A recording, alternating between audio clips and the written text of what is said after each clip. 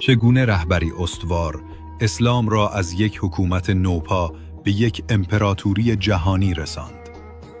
عمر بن خطاب، دومین خلیفه مسلمانان، از بزرگترین و اثرگذارترین حاکمان تاریخ اسلام بود.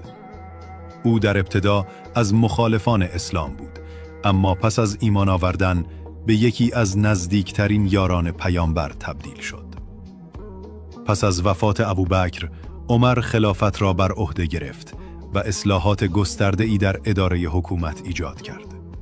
در دوران او، فتوحات اسلامی به اوج رسید و قلمرو مسلمانان به سرعت گسترش یافت. شهرهای مهمی چون دمشق، بیت المقدس، اسکندریه، مداین، نهاوند، همدان و ری در زمان او فتح شدند. با سقوط تیسفون، پایتخت ساسانیان، امپراتوری ایران عملاً به پایان رسید. فتح بیت المقدس بدون خونریزی و با حضور شخص عمر انجام شد که نشانی از عقلانیت و تدبیر او بود.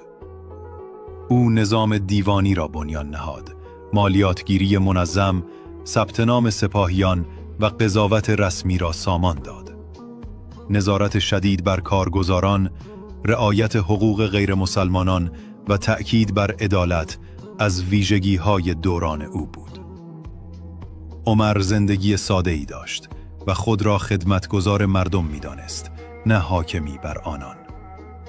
در سال 23 هجری قمری، هنگام اقامه نماز صبح در مسجد پیامبر، بر اثر ضربه‌های فیروز ابواللؤلؤ مجوسی مجروح شد و چند روز بعد به شهادت رسید. با وجود گذشت قرنها، اصلاحات و رهبری قدرتمند او هنوز هم الگویی در تاریخ اسلام به شمار می رود. لایک ویدیو رو فراموش نکنید و برای تماشای ویدیوهای قبلی وارد پیج ما شید.